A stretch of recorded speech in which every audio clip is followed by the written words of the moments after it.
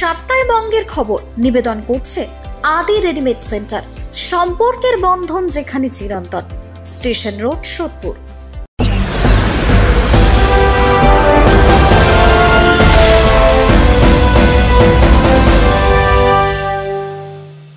নমস্কার, আপনারা দেখছেন নিউজ বঙ্গ টাইম। সাপ্তাহে বঙ্গের খবর নিয়ে আপনাদের সাথে আমি দিশা। সুন্দরবনের প্রত্যন্ত এলাকায় স্বাস্থ্য পরিষেবা পৌঁছে দিতে উদ্যোগী রাজ্য সরকার। কেন্দ্রীয় স্বাস্থ্য পরিষেবা পরিবারের কল্যাণ মন্ত্রকের উদ্যোগে সুন্দরবনের প্রত্যন্ত এলাকায় লঞ্চের মাধ্যমে পৌঁছে দেওয়া হচ্ছে স্বাস্থ্য পরিষেবা। কেন্দ্র এবং রাজ্য স্বাস্থ্য ও পরিবার কল্যাণ মন্ত্রকের উদ্যোগে সুন্দরবনের প্রত্যন্ত এলাকায় লঞ্চের মাধ্যমে স্বাস্থ্য পরিষেবা পৌঁছে দেওয়া হচ্ছে। বসিরহাট মহকুমার অন্তর্গত হিঙ্গলগঞ্জ ব্লকের আমবেরিয়া সহ একাধিক প্রত্যন্ত গ্রামে এই পরিষেবা চালু হয়েছে। সুন্দরবনের বিস্তীর্ণ জলাভূমি এবং দুর্গম অঞ্চলে পর্যাপ্ত স্বাস্থ্য পরিষেবা পৌঁছানো এক প্রকার চ্যালেঞ্জ। আর এই পরিস্থিতি মোকাবিলাতে কেন্দ্রীয় সরকার বিশেষ লঞ্চের ব্যবস্থা করেছে, যাতে করে চিকিৎসক, নার্স, স্বাস্থ্যকর্মী এবং প্রাথমিক চিকিৎসার যাবতীয় সামগ্রী সহ একটি চলমান ক্লিনিক গঠন করা যায়। সুন্দরবন এলাকায় অনেক জায়গায় দুর্গম রাস্তাঘাট হওয়ায় সেখানে সহজে লঞ্চে পৌঁছানো যায়। লঞ্চে পৌঁছে স্বাস্থ্যকর্মীরা এলাকায় এলাকায় বাড়িতে বাড়িতে গিয়ে স্বাস্থ্য পরিষেবা পৌঁছে দেন। এই ভাসমান স্বাস্থ্য কেন্দ্রগুলিতে সাধারণ রোগ নির্ণয়, ঔষধ বিতরণ, টিকাকরণ, মাতৃ এবং শিশু স্বাস্থ্য পরিষেবা, রক্তচাপ এবং সুগার পরীক্ষা ইত্যাদি পরিষেবা দেওয়া হচ্ছে। স্থানীয় মানুষ এই পরিষেবায় অত্যন্ত উপকৃত হচ্ছেন এবং নিয়মিত স্বাস্থ্য পরীক্ষার সুযোগ পেয়ে আশ্বস্ত হয়েছেন। সরকারি সূত্রে জানা গিয়েছে, ভবিষ্যতে এই প্রকল্পকে আরও সম্প্রসারণ করে সুন্দরবনের অন্যান্য প্রত্যন্ত এলাকাতেও পৌঁছানোর পরিকল্পনা রয়েছে। এই উদ্যোগ নিঃসন্দেহে গ্রামীণ এবং নদী বেষ্টিত দুর্গম এলাকায় স্বাস্থ্য সচেতনতা এবং চিকিৎসা পরিষেবার মান উন্নয়নে ভীষণভাবে গুরুত্বপূর্ণ ভূমিকা নেবে। মোবাইল মেডিকেল বোর্ড মানে লঞ্চ আর কি পরিষেবা দিচ্ছি ওদের, যেখানে প্রত্যন্ত এলাকা, যেখানে মানে ডাক্তাররা ঢুকতে পারে না, ডাক্তারি পরিষেবা খুব ভালো নেই যেখানে, আমরা ঠিক সেখানে গিয়ে মানুষের মানে যারা দুস্থ মানুষ তাদেরকে পরিষেবা দিই। কোন কোন বিষয় দিই? জেনারেল মেডিসিন মানে জেনারেল ফিজিশিয়ান আমাদের ডাক্তারবাবু, মানে যত সাধারণ বিষয় সব বিষয়ে আমরা পরিষেবা দিই। আনন্দিত লঞ্চে আসছে। সুন্দরবনে আমাদের গাড়ি পথে যেতে অনেক কষ্ট হয়, সেটা বাড়ি বাড়ি এসে দিয়ে যাচ্ছেন উনি। ওষুধপত্র সব কিছু ফ্রি, খুব ভালো লাগছে।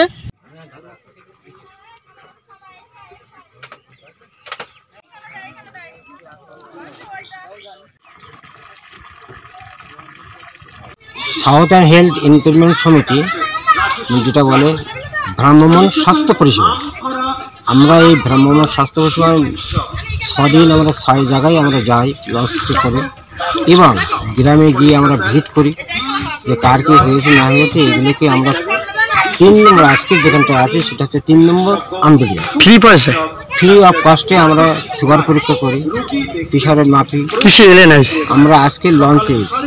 যোগাযোগ ব্যবস্থা তো সুন্দরবনে দুর্গম, নদীমাতৃক ছিল আগে, সেই জন্যই ভ্রাম্যমাণ জলযানের মাধ্যমে আমরা দুস্থ এলাকা বা বিভিন্ন অসুস্থ মানুষের সরকারিভাবে পরিষেবা দেওয়া হচ্ছে। সুন্দরবন থেকে সুকান্ত দাসের রিপোর্ট, নিউজ বঙ্গ টাইম। রবীন্দ্র জয়ন্তী উপলক্ষে জোড়াসাঁকো ঠাকুর বাড়িতে বিজেপির রাজ্য সভাপতি সুকান্ত মজুমদার শ্রদ্ধার্ঘ অর্পণ করলেন কবিগুরু রবীন্দ্রনাথ ঠাকুরকে। জোড়াসাঁকো ঠাকুর বাড়ি থেকে বেরিয়ে জল এবং বাতাসও বিলি করলেন সাধারণ মানুষ এবং দলীয় কর্মীদের।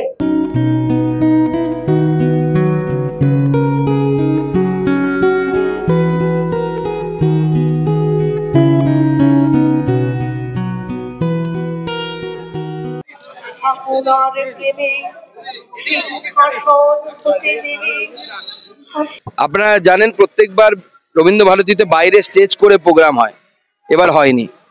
কারণ কি? কারণ আমি যেটা জানতে পেরেছি বিভিন্ন সূত্র মারফত, যে নন স্যালারি গ্র্যান্ট ব্রাত্যবাবু দিচ্ছেন না।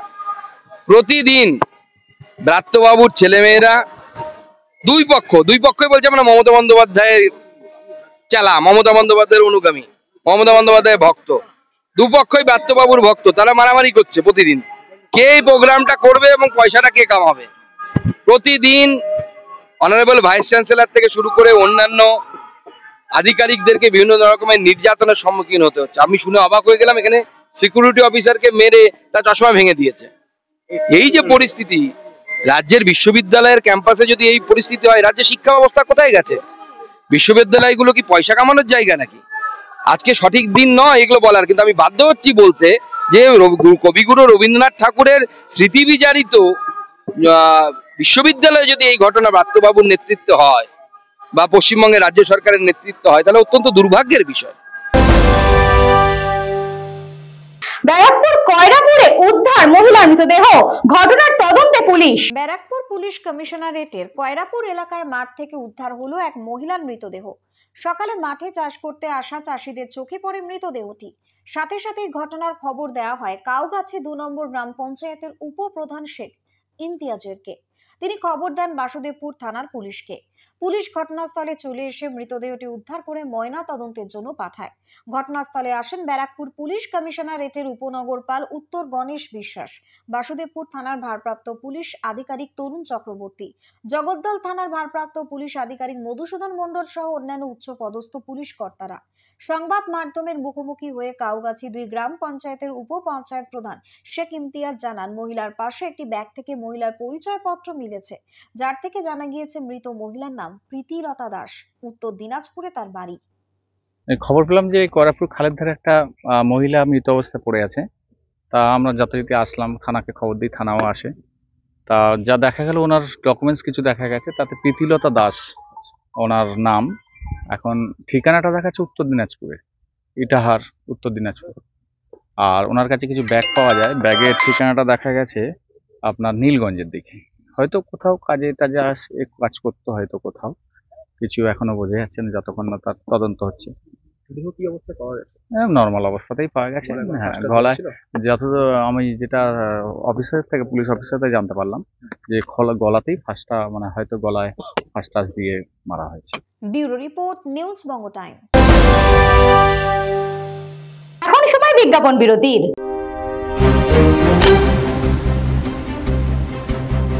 फास्ट मूविंग वर्ल्ड में वही आगे है जिसके पास है स्पीड, जैसे मेघबाला ब्रॉडबैंड।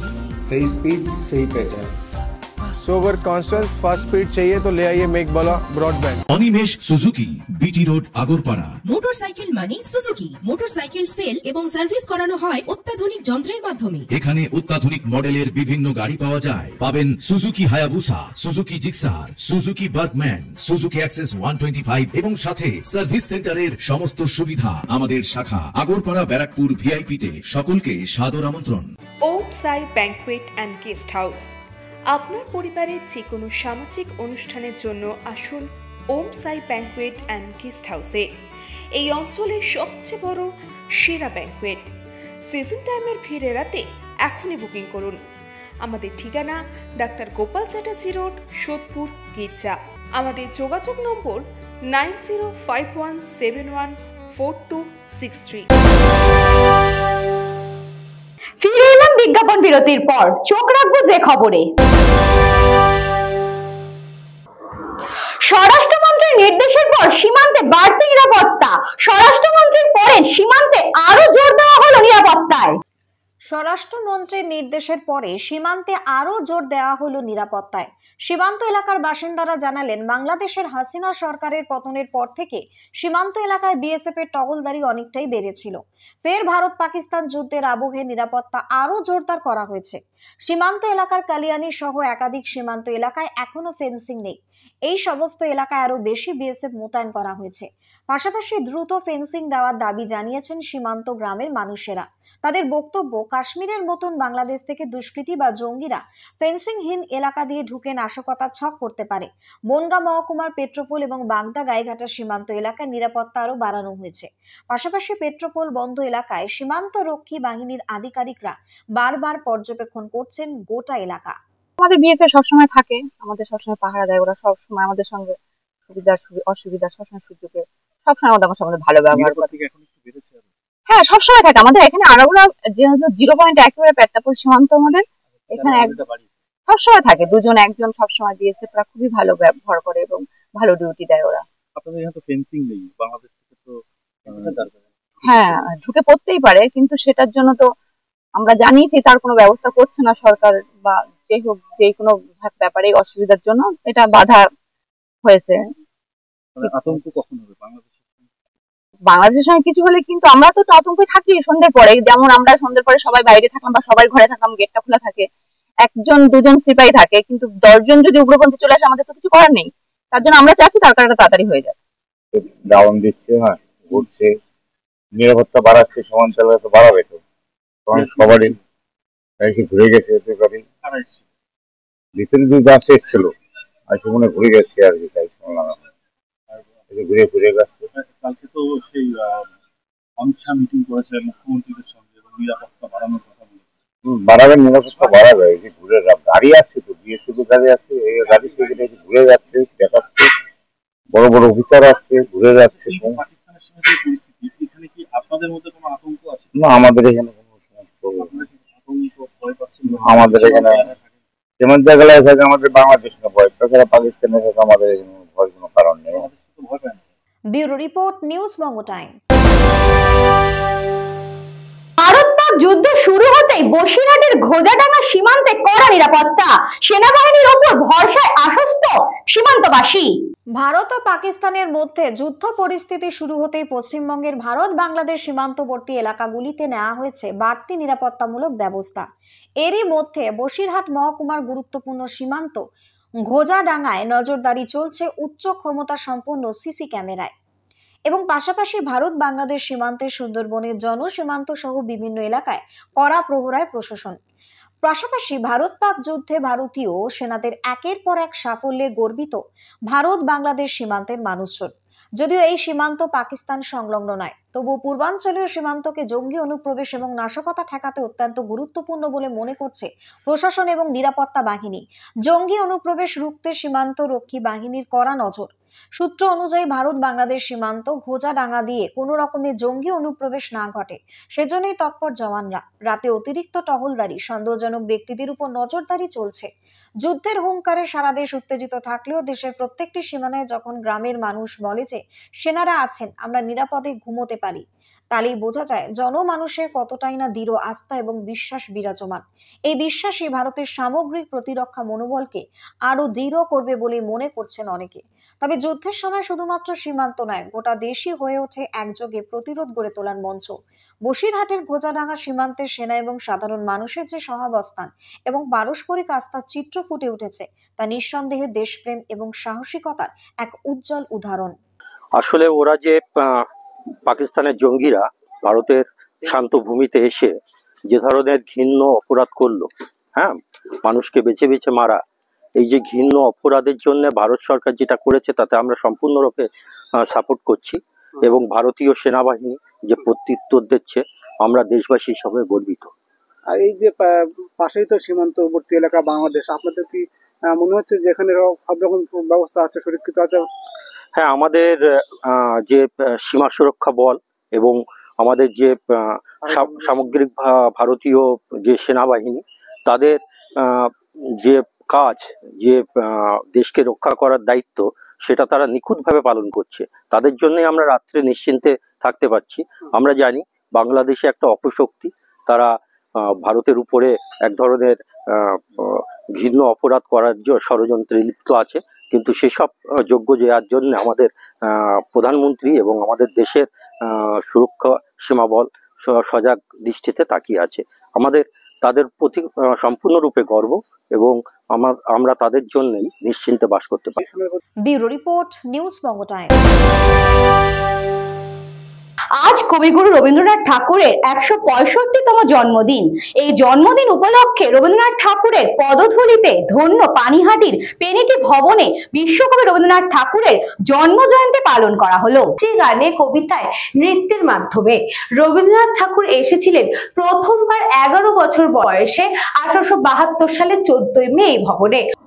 অনেকটা সময় কাটিয়েছিলেন তিনি এই বাগান বাড়িতে।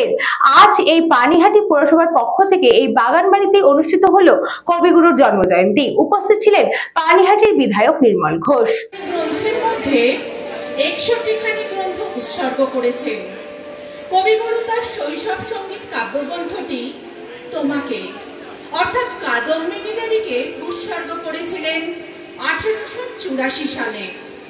সেই প্রসঙ্গে তিনি লিখেছেন, এই কবিতাগুলি তোমাকে দিলাম। বহু কাল হইল তোমার কাছে বসিয়াই লিখিতাম, তোমাকেই শুনাইতাম। সেই সমস্ত স্নেহের স্মৃতি ইহাদের মধ্যে বিরাজ করিতেছে। তাই মনে হইতেছে তুমি যেখানেই থাকো না কেন এই লেখাগুলি তোমার চোখে পড়িবেই। কবিগুরু প্রকৃতির প্রতিশোধ এই নাটকটিও কাদম্বিনী দেবীকে 1884 সালে উৎসর্গ করেছিলেন। সেই প্রসঙ্গে তিনি লিখেছেন, গত বৎসরকার বসন্তের ফুল লইয়া এ বৎসরকার মালা গাঁথিলাম, যাহার নয়ন কিরণে প্রতিদিন প্রভাতে এই ফুলগুলি একটি একটি করিয়া ফুটিয়া উঠিত। তাহারই চরণে ইহাদিগকে উৎসর্গ করিলাম। ভানুসিংহ ঠাকুরের পদাবলী কাব্যগ্রন্থটিও তিনি কাদম্বিনী দেবীকে উৎসর্গ করেছিলেন। সেই প্রসঙ্গে তিনি লিখেছিলেন, হেসে হেসে বেড়াম দেশে দেখি বোতায়, হেসে হেসে বেড়াম দেশে দেখি বোতায়, সখী সে গেল কোথায়।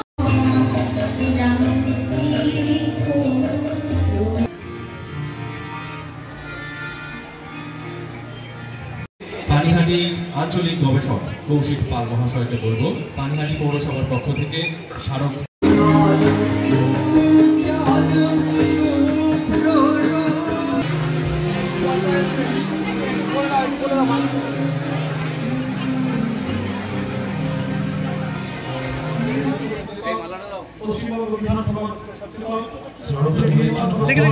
ঢুকবেন না যাবেন না।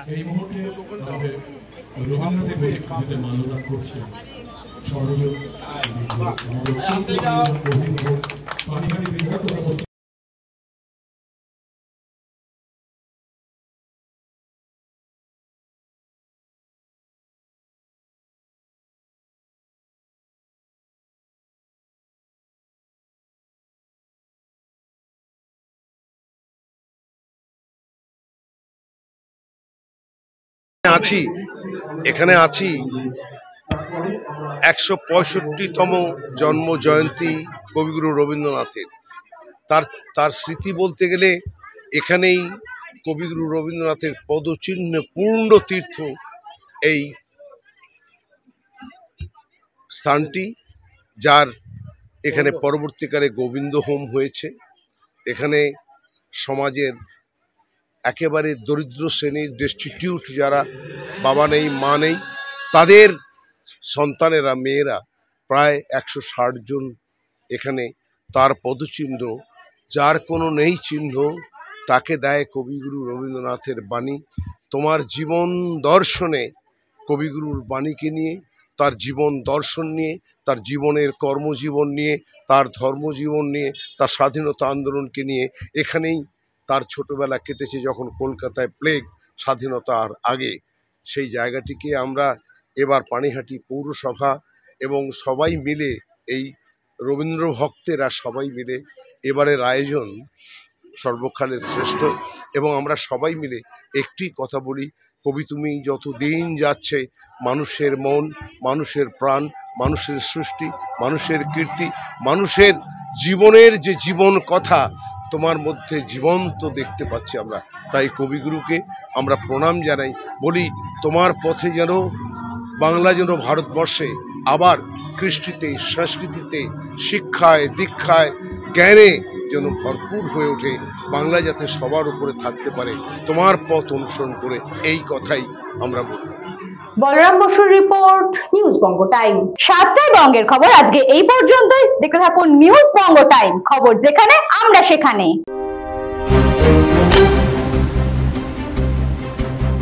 फास्ट मूविंग वर्ल्ड में वही आगे है जिसके पास है स्पीड, जैसे मेघबाला ब्रॉडबैंड। सही स्पीड सही पहचान। सो अगर कांस्टेंट फास्ट स्पीड चाहिए तो ले आइए Meghbala broadband. Animesh Suzuki, BT road, Agarpara. Motorcycle মানে সুজুকি। মোটরসাইকেল সেল এবং সার্ভিস করানো হয় অত্যাধুনিক যন্ত্রের মাধ্যমে। এখানে অত্যাধুনিক মডেলের বিভিন্ন গাড়ি পাওয়া যায়। পাবেন Suzuki Hayabusa, Suzuki Gixxer, Suzuki Bergman, Suzuki access 125 এবং সাথে সার্ভিস সেন্টারের সমস্ত সুবিধা। আমাদের শাখা আগরপাড়া, ব্যারাকপুর, ভিআইপি তে সকলকে সাদর আমন্ত্রণ। ওম সাই ব্যাংকুয়েট অ্যান্ড গেস্ট হাউস আপনার পরিবারের যে কোনো সামাজিক অনুষ্ঠানের জন্য আসুন ওম সাই ব্যাংকুয়েট অ্যান্ড গেস্ট হাউসে। এই অঞ্চলের সবচেয়ে বড় সেরা ব্যাংকুয়েট। সিজন টাইমের ভিড় এড়াতে এখনই বুকিং করুন। আমাদের ঠিকানা ডাক্তার গোপাল চ্যাটার্জি রোড, সোদপুর, গির্জা। আমাদের যোগাযোগ নম্বর 9051714263।